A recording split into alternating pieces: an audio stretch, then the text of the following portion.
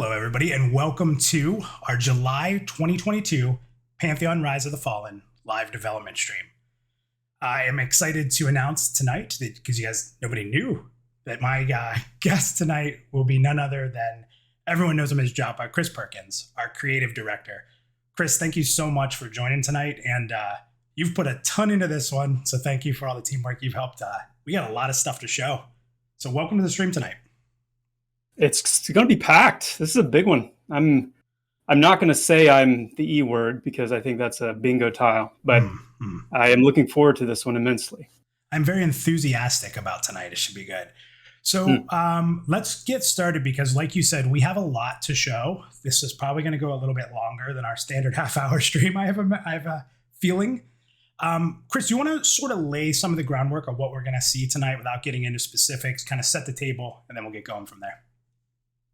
Yeah, well, we've got a lot of art to show in general. So we've announced recently a lot of the new hires that we've made have been to our art department, and they are absolutely fantastic people and fantastic artists. So we'll be able to see a little bit of what they've been working on tonight.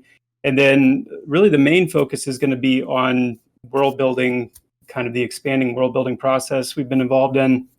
And drilling down even further than that would be specifically in how we've begun developing out our mountainous regions. These are, if you're familiar with the World Atlas, you've seen, there's quite a bit of mountains on Terminus. And so we've been hard at work developing out those regions. And as they serve as very important transitional areas between different zones, different areas that you would be moving from one to the next. So we're excited to show off a lot of that. And we'll talk about some of the tech, involved in that. We'll just kind of be a visual feast a little bit. We'll talk about some of the gameplay implications as well. And then several other little bits and pieces that we'll hit along the way. Awesome. Sums it up good. The best thing we can do is jump in. So let's start our first segment here. We'll throw this up on the screen. Behind the scenes at VR. All right, so the first segment we're going to go into, we've done this before, behind the scenes at VR. So as Chris said, we're going to talk a little bit about our art team here and some additions to the team. So Chris, we're going to get started really hot and heavy here with some stuff that people have never seen before. So I'm going to throw up some of the art we're going to look at here. And if you want to kind of explain to people what we're seeing here, and then we'll kind of go through each one. So take your time and let's chat about it. So there you go. First one is up. So very cool, yeah. So this is the entrance to Avelia, which is the human village in Thronefast outside of the main city. For our VIPs, people who've actually played Pantheon, you'll know this village, but we've desired for it to have more of a kind of not a regal footprint, but it is the prominent city town outside of the main city itself, and so we've wanted to give it a little bit more of a presence, and in developing out more of the Thronefast kit itself for the actual city, we're now able to start imbuing some of that into the village as well. So this is the first image of several that our new concept artist Brett has worked on, helping to kind of not only capture some of the structures themselves, but a lot of work has gone into the layout of the village as well.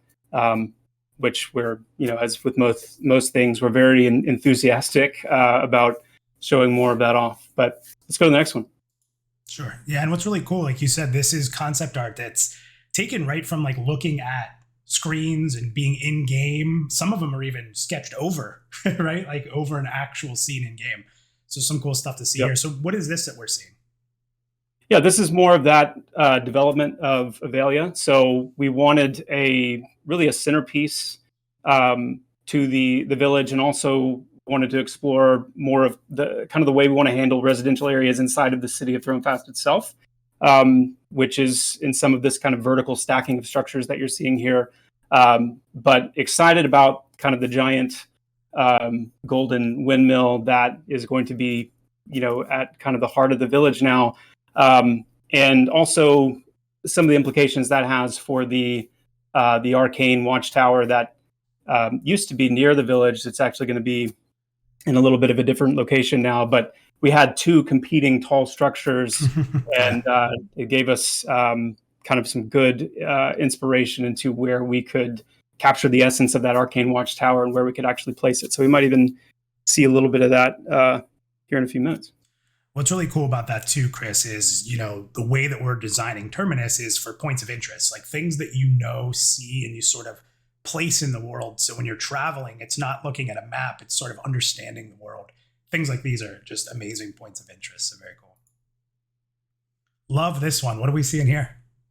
Yeah, so this is Avelia. And when we talk about kind of, bringing that village into more of its own, this is really the heart of Avelia is kind of a port town in the sense that it's right off of the main canal, the main channel that feeds from the ocean into Thronefast, which is a port city.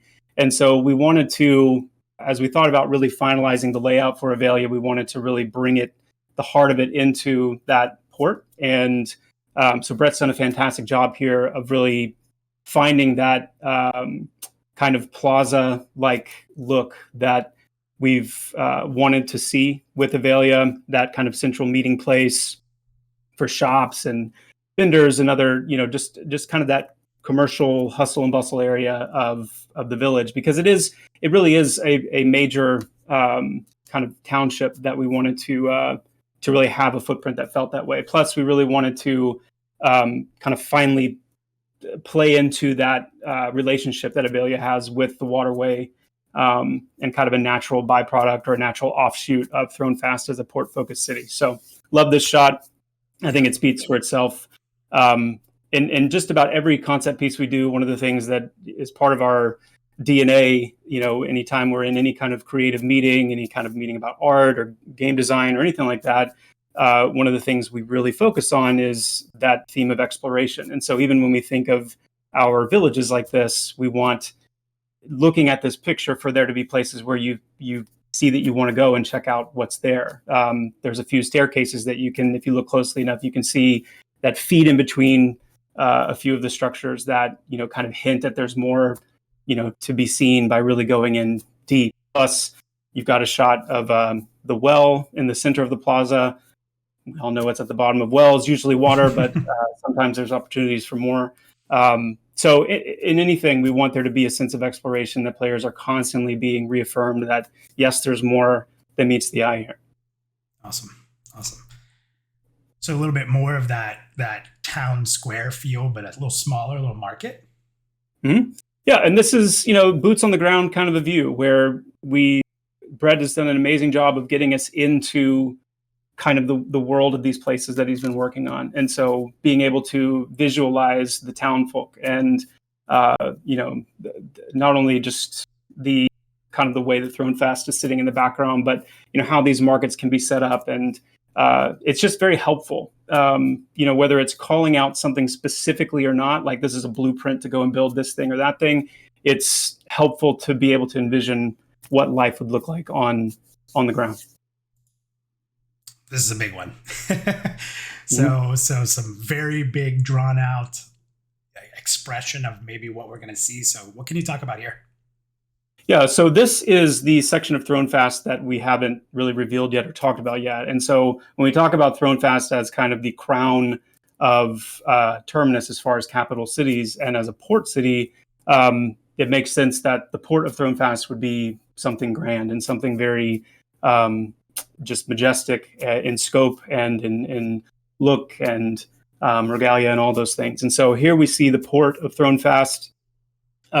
We see kind of the shipyard, and some of the way that Thronefast intersects with its waterway, just like we've done with Avelia. We've taken time now to really build out how Thronefast is going to interact with the ocean as well. And then let's go ahead and put up the other slide, because the key here is to make sure that we're always thinking not only in 2D, but also in 3D as well. And so this is also Brett's work. So Brett not only is doing these 2D concept art pieces, but then he's also able to go into the 3D and kind of inform his own 3D efforts by using that concept art to build out kind of the first gray box steps towards actually realizing these things. And this goes a super long way for our 3D artists to be able to take this kind of foundation, not just the concept art, but actually kind of the basic 3D art as well, and then begin building those things out. Also helps a ton for space, right? When you're figuring out how to fit it into different areas and things like that, the block out is incredible. Mm-hmm. All right, let's change the pace a little bit here. So where's this nice little, I like to call it a little sanctuary, but a little hidden out into the middle of nowhere, sort of? What are we seeing here?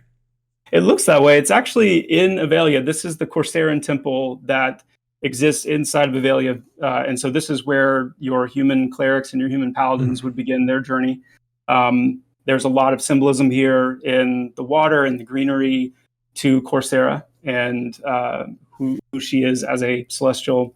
But this is the Corsairian temple, and it's very reflective of the kind of the headquarters of the Corsairian order inside of Thronefast, in style and in motif and symbology and whatnot. Excellent. I think you got everyone excited by saying the word paladin and cleric there. So, Yeah. So I think we're seeing another potential class area here. What's this here? Yeah, this is the monk dojo or the monk temple, and this also is located kind of, I'm not going to say where specifically it is in Avelia, but this is where your monks will begin their journey. Very cool. Oh, I like this one. So what is this here? Yeah, this is a rogue, the rogue starting area, and or one of the rogue starting areas, I should say, potentially. And this is again just an exploration of whether it's roguedom, whether it's banditry. Another thing to call out with this concept art is we've spoken about before. Reusability is very, very important, and so when we do something like this, where we're concepting out and kind of blueprinting barrels and scaffolding and platforms and hooks and ropes and campfires and stools, these things they give us a kit, and the kit that we develop of these pieces can be utilized multiple different places in multiple different ways. And so, but this is also, like Jared has done many times, our lead concept artist, it gives us an idea of how to actually build these areas out to capture the kind of composition that we're looking for. Kind of sticking with the theme here. Little sketch out. Yeah. This is one of the first pieces that Brett did, and this is starting to really dial in some of the more interesting aspects of the Gadai Bandit and kind of the general King's Reach banditry type structures and aesthetic. And so we fell in love with this, immediately in terms of just kind of the precariousness of the perch of these things, and the fun of the traversal up into these areas, and how it's going to, thinking about what we're going to be talking about here in a few minutes with the mountainous areas. These are very buildable. They're very buildable into the mountain regions, and allows us to, seed banditry in the presence of bandits very easily. But it's also just really whimsical and fun to see. The multiple levels too, when we talk about Pantheon, one of the core aspects of our gameplay is climbing. So when we see that sort of built in, it really brings that wonder in, like, oh, I can get there, right? Mm-hmm. Some games you just see it, but we're going to be able to get there. For sure. Another little dilapidated house here. Mm-hmm. Yeah, so this is also an exploration of, so we, the actual residential dwellings that we're building for Thronefast, for Avelia, for Demeth, for the the human settlements. We need abandoned versions of these. We need rundown versions of these to just kind of decorate the landscape, to create kind of that fringe area around the villages, places where bandits may have taken residence, or hermits, or just unexpected denizens that you might run into in places like this. Again, all about creating just that sense of exploration, things to find, places to discover. And really, we know anything like this we see as potential for, either something like the disposition system to create unique encounters, even in more mundane places like this, all the way to certain events or rare spawn NPCs or things that can, show up. One of the things I personally miss a lot in MMORPGs today is that feeling in classic MMOs where you're running through an area and you see a cottage or you see a house, and there's no quest and there's really no lore, but there's NPCs there, and they have names, and they may say something to you, they may not, but there's so much storytelling, there's so much environmental storytelling that happens there, and some of those incidental findings, to use a term that Jared has coined, these incidental findings where it's part of making the world feel believable. It's part of making the world feel real, that there are people that just exist, living their lives. They're maybe eking out a presence here. And so we're excited to see architecture like this in this kind of state come into the game so we can create more of those incidental findings. Awesome. I think the first time I saw this, Chris, I said, "Ooh, I really like this." So what do we see it here? Me too. I had a similar reaction. The only thing I'm going to say about this is it's beginning to explore some of the underground aspects of Thrown Fast and some of the sewer aqueduct type environments that we want to explore. And I will leave it at that. And I think this is our last one here. So we've seen cleric and paladin. We've seen some rogue. We've seen some monk. What is this? This is the warrior kind of militia starting kit and starting area that you'll see in Avelia as well. Awesome. Cool. All right. So that's going to do it for some of that concept art. But you were talking a little bit about building. So you talked about, building things that we can use and reuse and kits. So let's go ahead. Why don't we show where we're at in progress there? Because we just saw a lot of great concept art. And I'm going to actually start by showing some of the original concept. This is old school. This is some of the original concept art of buildings. Anything from the hand sketched here, the next one here being more rendered out, painted over. But why don't we show where we're at now and kind of give us some thought process on this? Mm-hmm. Yeah. So one of our new 3D environment artists, Leonardo, he has been working on developing these buildings, these residential structures for Thrown Fast, for Avelia, and the human starting areas. So we're seeing those building kits finished.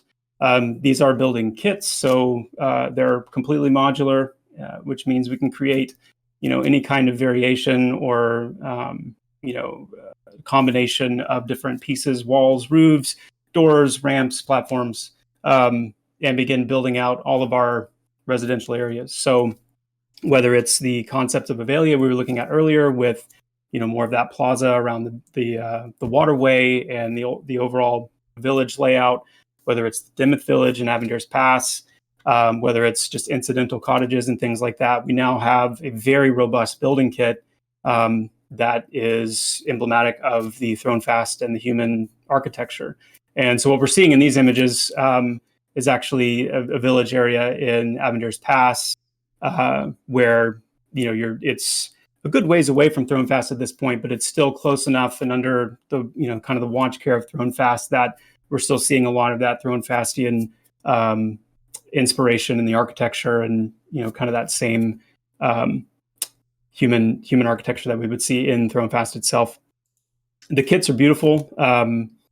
Leonardo's just done an amazing job staying true to the concepts. Again, there's just a very wonderful amount of explorability in these structures of the way that they can be pieced together and create just very sparse, but also very busy and compact residential layouts. It's just a fantastic kit. So kudos to Jared and kudos to Leo for his execution.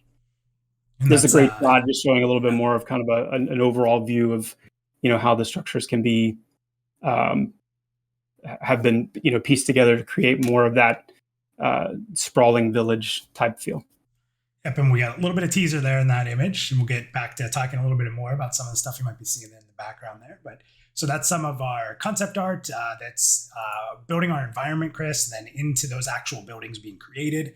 As you said, kit-based, so that we can not just create one, but start creating towns and cities with slight variation. It's incredible. Mm-hmm. So we talked a while back, Chris. We showed a lot of materials that we were starting to create for our crafting process. And we know that our fan base they're big into a meaningful crafting system. And we wanted to kind of take that a step further because we also showed, when we revealed HDRP, we showed a little bit of mining, but we kind of had placeholder nodes. So why don't we show a little bit of where we're at in that process? And I think people will be pretty excited. Let's start with, cheated there a little bit. We'll start with some concept art here of one of the types.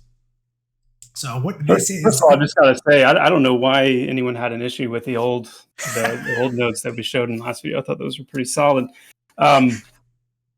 Kidding. Yeah, so this is the kind of the more mineral-based, crystalline-based mining nodes. Not all of our mining nodes will be crystalline like these, and we'll be showing off another round of these in an upcoming stream. But we're going to focus on some of our crystalline mineral types today, and we have just a batch of them to show. The first one we just looked at was the Kharonite, and now the shining Kharonite variation of that. And you can kind of go through these quickly. Sure. The slitherol,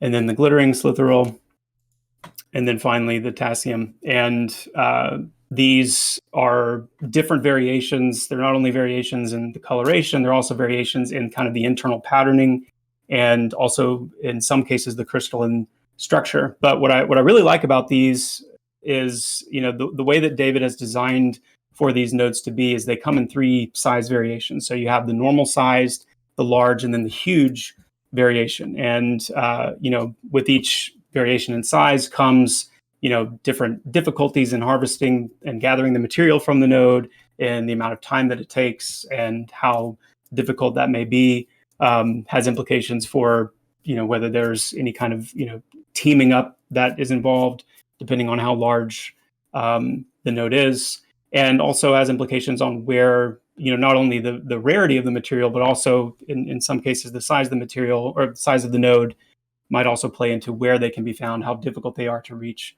and so on. But yeah, we've actually been able to start incorporating some of these in. Yeah, so we've got here we've got our slitherol, our glittering slitherol, and the Tassium ore nodes. And now the thing here, and I'm sure David's probably going to be talking about this in chat a little bit, but these nodes we're showing off because we want people to see them, being brought into the game. But all of these are meant to be more subterranean type materials. So these are not things that you would really typically find in an overland setting. So that is something to keep in mind. But this is an opportunity for us to show progress on that front. I mean, getting the crafting system, the gathering system further developed, and having real ores and real nodes and real minerals that are actually unique to this world and part of what can be made in this world is a big deal. So yep, another shot here. We see the 2 Kharonite, the Kharonite, and then the shining Kharonite.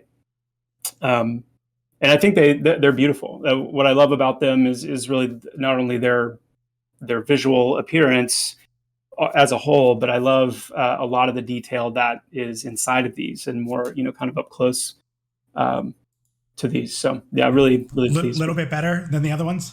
A little bit. You don't miss the other ones too much. It's subjective. I can't. Yeah. Again, I don't know why anyone had issue with. Well, as you said, we kind of showed those pictures to kind of show them off. Probably not going to find a patch like that of all that stuff sitting there to mine. But we have a couple more shots. We have a couple still shots, but then just kind of show it in the world. This is in the engine. You can see the tree and the grass swaying as you'd maybe stumble upon this. You'd see you might be a little high up, like you were saying. Go ahead and show one more here. I love this shot. This is, again, right off the game server. Yeah, it's a great shot.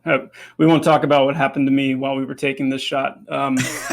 There was a nice surprise waiting for me up here that I wasn't prepared for. So shout out to whoever placed that. You know who you are and you know what I'm talking about. That was a really nice surprise. It was almost like a slight little jump yell, like a jump scare. Yeah.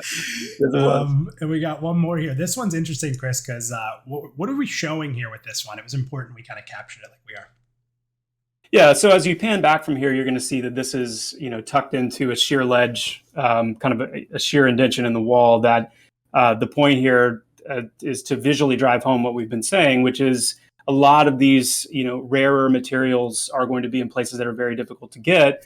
Sometimes it's because there's very, difficult enemies in the way or difficult encounters blocking the way. Sometimes it's just how high up off the ground is it? It's in a nook in a wall that's 100 meters off the ground, that if you're not able to climb that high or figure out some way to traverse to that area, then you're not going to be able to reap those rewards yet. So it's that shop is meant to just kind of drive that home.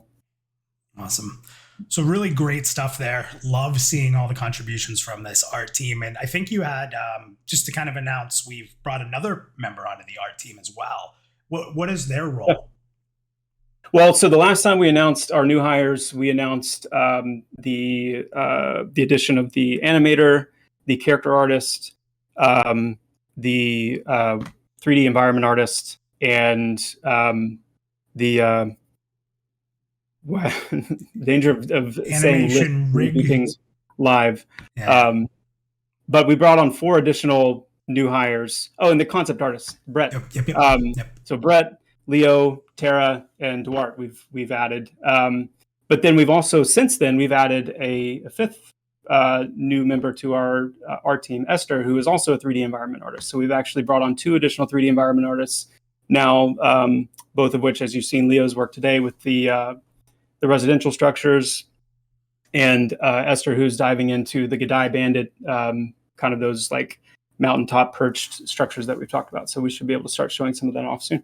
And I love how, the team is specializing in these pieces that all come together. There's a lot of teamwork, and we've shown off how a lot of that teamwork works. If you guys go back and look at that, kind of everything we just showed is a process of each person having a hand in getting to that next stage. And it's just been incredible. So the last thing here, I think there's one more team member we wanted to talk about bringing on board, who's going to be joining our programming team. A pretty exciting announcement. Has already joined our programming team. Has been a part of our programming team for a while now. So do you want to introduce this person and kind of talk about what they've been working on? Yeah. So recently, Chris Rowan and I had the opportunity to sit down with a man named Steve Clover, who some of you may know is one of the co-creators of EverQuest alongside Brad McQuaid. Steve was responsible for not only a significant amount of the general coding that went into EverQuest, but he also did a significant amount of the heavy lifting for when it came to design. He touched everything from player races, zone design, the overall map layout, many of the gameplay systems. Steve approached us with an interest in joining Visionary Realms, and I'm happy to announce we brought him on board as the newest member of our programming team. Steve has a true passion for the game that we're creating, and he's already dived straight in deeply. He's busted out our bank system. He's coming down the home stretch on our death system, including our near-death mechanic, which I'm excited for us to kind of talk through a little bit more soon. But he's an amazing guy. It's an honor to know him, and his passion for MMOs and his passion and energy that he's brought to the team just in the time that he's been here has been infectious. So very excited to announce the addition of Steve Clover. Yeah, very exciting. And I know that some of the fans that have followed us will find that exciting as well. But I think more than anything, Chris, you hit on the fact that, the reason he wanted to join our team is because the belief in this project, the belief in our people, those he's met, those he's continued to work with now. And I think when we look at this giant picture of everything, expanding our programming team, expanding our art team, it's all forward, right? Like everything's moving forward, everything's moving faster. And it's just, we're so fortunate to have some amazing people. We talked about it earlier today when we were prepping, not just people who are great skilled at what they do, but amazing people. And when you have a team that's a smaller size, being able to have amazing people who want to work together and support each other is just motivates us that much more. So it's incredible stuff. Well said. And, the one thing I do want to say is, without the support of our community, the pledges, the word of mouth, the support on these streams, the sharing of content, following us on social media. I mean, I could go on and on forever, but all those levels from everyone who supports us from donations and up, we just want to say thank you. Don't forget, if you have just discovered Pantheon or you're looking to support us in another way, you can check pantheonmmo.com. There's a pledge page there you can check, or follow us on social media and share it out. Spread the word. We really appreciate all the help that you guys have given us, everyone in the community, because it's what makes our team growth possible. So thank you. So that was it for behind the scenes. We do have another segment. I'm going to go ahead and roll that. Chris, you ready to go for the next part? I am. And now an update from our feet on the ground. Okay, I know everybody just got really scared that we were going to have a halfling voice, but not today, because Chris, you're sort of our feet on the ground, and I don't believe you're a halfling. Are you sure you don't want to try to mimic that voice without using any voice altering technology? That was me. That was minus the halfling. No, it'd be bad. We'd have a lot of people jump off. So in the field, what we want to talk about is really dialing in now to the terrain. And Chris, I think everybody got excited when we showed that teaser for this whole stream tonight, and some of the terrain changes, and some of our shots have shown a little bit of that off for those who are looking, but we want to get a little bit more in depth here. And before we do, I want to go ahead and feel free to start commenting, but I'm going to show old footage. So what everyone's about to see here is this is old. We showed this when we unveiled HDRP, but I wanted to show it as a comparison for a little bit here. So Chris, I'm going to run that. I don't know if you want to add anything to what you're seeing here. Only that this was a big step, but not anything that we were overly enthusiastic about, because for us, this was, we had completed the HDRP conversion. There's a lot of good things that came with that.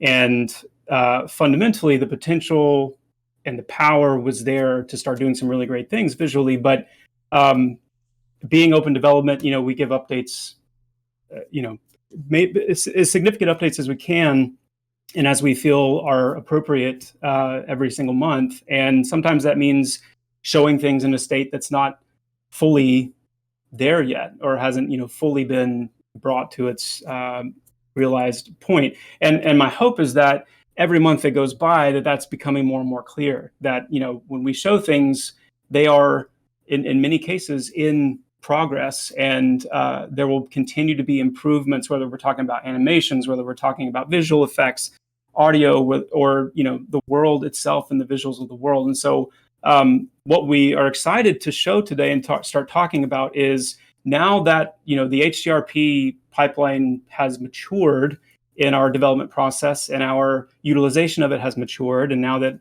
our tools that we've developed, that we've talked about over the last year or so, have continued to mature and expand, we've started to move into the second phase of our HDRP. I shouldn't call it the second phase. That sounds like it's this normal thing. We've started to be able to utilize HDRP in ways that we've been excited to utilize it for, and specifically when it comes to the development of our mountain regions. And so what we've been working on recently, and what we're about to show here, is the way that we've taken those tools and taken the power of the HDRP pipeline and started to really shape the larger scale footprints of our world. So let's go ahead and now show the. I can't wait. I didn't want to take this off because I want the transition there. That's why I kept playing. So I was like, oh, here we go. So here is a new look here. And Chris, you can explain what we're seeing here.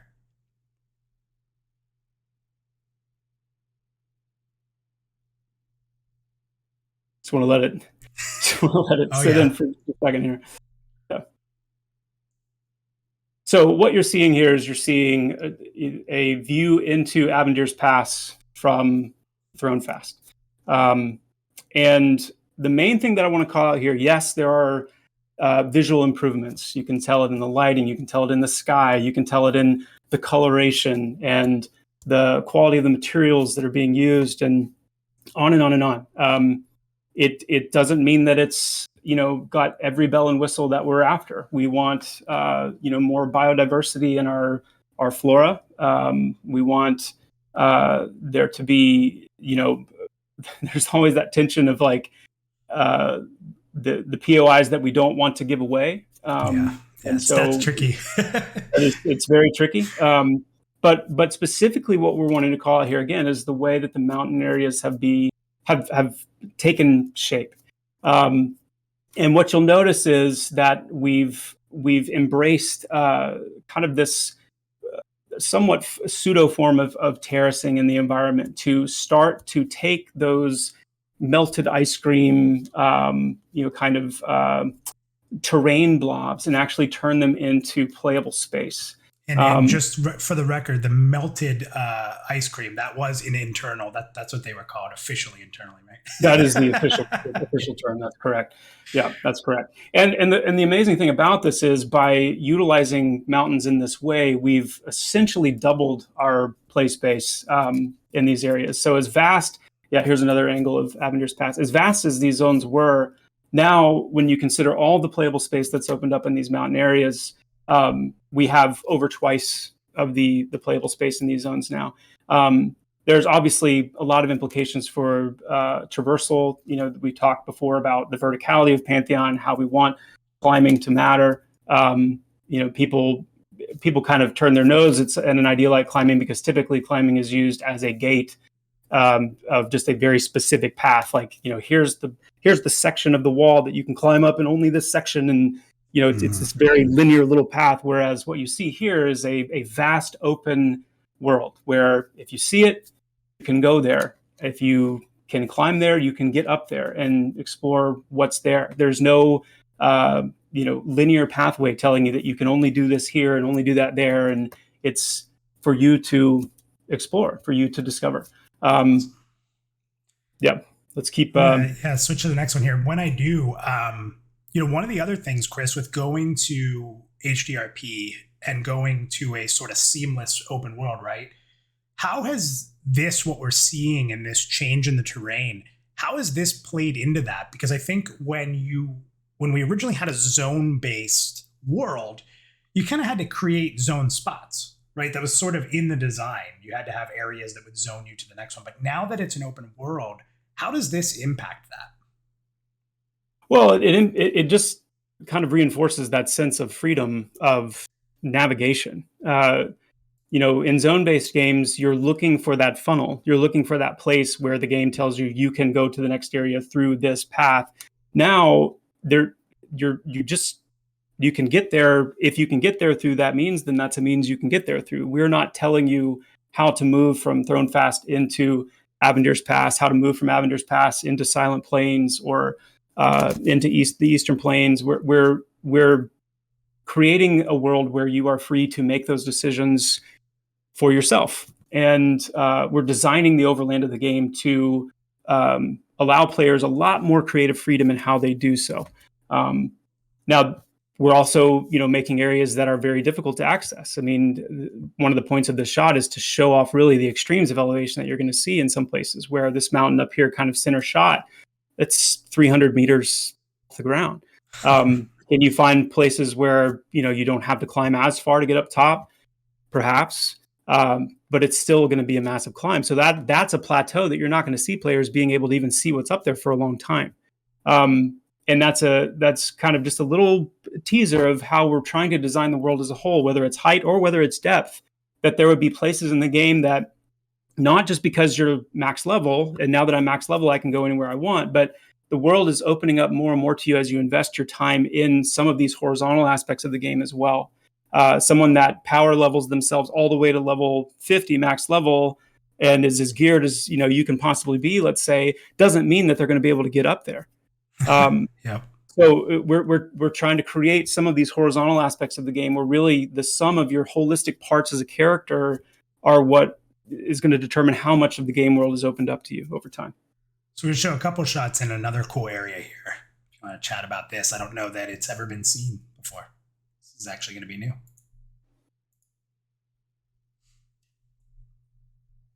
Yes. So this is actually Mad Run. So I know some players have seen this before, but this is a pretty intensely reimagined with this mountain topology starting to come into shape. It's allowed us to do a little bit of reimagining of Mad Run because we've always wanted Mad Run to be more of a significant point of interest than it's been in the past. And so you can expect it to have much more of a vibe, much more of a presence. We can shift to the shot after this too. It's part of this another angle from inside, kind of deeper inside of Mad Run. But yeah, it's you can expect there to be a much more well developed experience in Mad Run now than you've seen. Right, so we got one more video shot here. This is a kind of a cool shot. Oop, what happened? Here we go. There we go. So neat little shot here. I don't know that we want to reveal where this is. But it's a pretty cool shot. You see that tower again, sort of that point of interest, something that would really make you want to get up there. Yes. Yeah, I don't mind sharing where this is.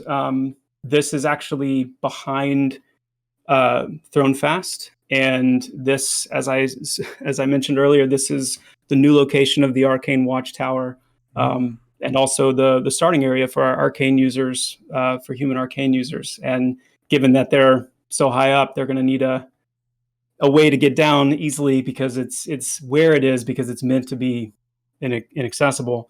But yeah, I mean, the as these mountain areas have taken shape, it's when you log into Terminus, if you've been able to experience the game so far, the world has really started to become what Terminus is meant to be, and what we've always kind of really desired for it to be. So that shot to me is significant, because it's kind of this vestigial shot of an area that I think is, because we've utilized Throne Fast so much in testing and whatnot, it's neat to see that area really take shape. It's also important because we wanted to we have one last image we wanted to put up, right? Yeah, and that's the big one. That tower is going to be important. That tower is important, and telling you where it is important, because if you think about Throne Fast is kind of at the upper northeast corner section of King's Reach, and the image that we're about to show actually takes place on the far western side of Silent Plains. And Silent Plains is still very early in many respects, so we're not looking at a full reveal of this zone here. But what we're able to do in this shot is, if you keep that tower in mind, you're going to be able, if you look closely, to see that tower in the distance and start getting a sense of the overall scope and scale of King's Reach as it's taking shape. All right, you ready to show it? Yep. You sure? Do we want to show this? Oh yeah, let's get it. I am positive.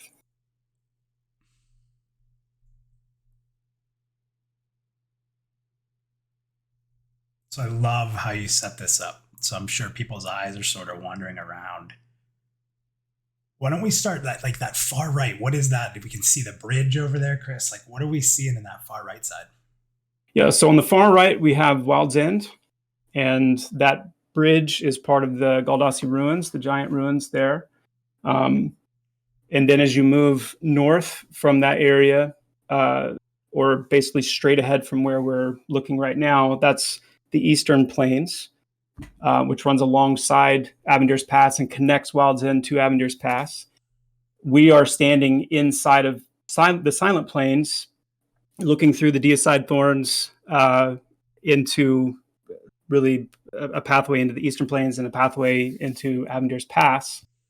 And then beyond Avendir's Pass is Throne Fast, and a little bit of the Vale of Azurus, one of the peaks of the Vale of Azurus sticking up there in the very, very distance. But on the left, beyond Avendir's Pass, you can just make out that tower in the distance there. And what also could have been cool to show in this picture is putting one of the player models on top of that thorn right in the foreground there. I did that, but I decided to take it out last minute. But it was the reason I didn't leave it there is because it literally, you couldn't even see it. It was so small. That's awesome.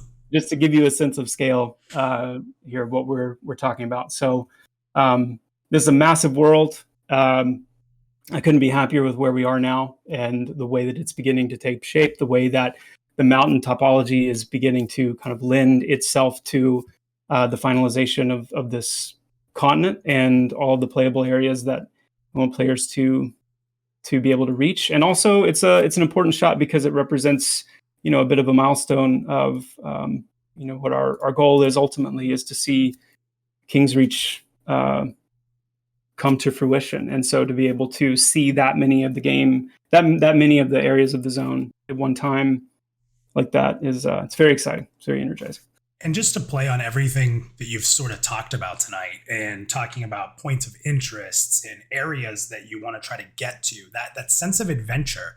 And I love that you brought up you might be decked out to the nines with the greatest gear and you might be level 50, but it's not just looking at a player. And I think that in MMORPGs, a lot of times what's motivating is you see a player in great gear. And that's kind of where the trend has gone to be. That's sort of the main carrot. But to step back from that and say, well, that's really cool. And there's going to be a lot of people that love that. But then to have adventure, like how did those people get up there? When can I get there? I see it and I can get there. And it's this story that starts from the day you step foot in Terminus until you get to that point of your play. And I think that it's another reason to be invested in the world and explore. And that's really exciting, I think, to a lot of players for the genre. So, Totally agree. Well, totally Chris, I just want to say thank you. First of all, it was great having you on the stream. I know everybody loves hearing from you. Your excitement and your expertise in all this is always welcome. So, thank you for not just being part of the stream, but the effort that you helped put into this stream and the hours we spent together putting this together. We hope everybody enjoyed it and enjoyed these new images, this new look. And again, we just want to make sure to say thank you to everybody who comes and watches this live in the chat, and lights it up and gets excited and shares their feelings that are in our Discord, Twitter, YouTube, wherever you find us, support us and share. We really appreciate it. And again, if you want to help continue to bring this game to life and check out what we have offering in our pledges, check it pantheonmmo.com. There's some great options on there, or can just connect. So, Chris, anything you want to say? We've unveiled art and design and evolution and team growing. What do you want to leave the community with? I've said it for a long time. We are at a point in the development of this game where the only real talking that matters is the talking that the game and the project can do for itself. And our goal is to continue to get it more and more to the point where it's clear that this project is in capable hands. It's moving in a coherent and definite direction. We have very real specific energy to get this done. We are ramping. We are growing as a team. And this is an exciting time. And this is part of that feeling of imminence that I anticipated for this year to bring. And I only anticipate for that feeling to grow as we move forward. So onward and upward. And I mean that. Awesome. And I'll leave everybody with this. If you looked at our schedule, you know that we're going to have sort of a special interview, we'll call it for now, coming up at the end of the month. Check the upcoming newsletter. Get some more details coming out on that and some more updates that we're excited to share in the newsletter next Thursday. And just, keep focused on the different stuff we put out there, and hopefully we can continue to drive the excitement. Chris, thanks again. And thank you to the community. Everybody have an amazing night. And thank you for everything you guys do. Thank you all so much.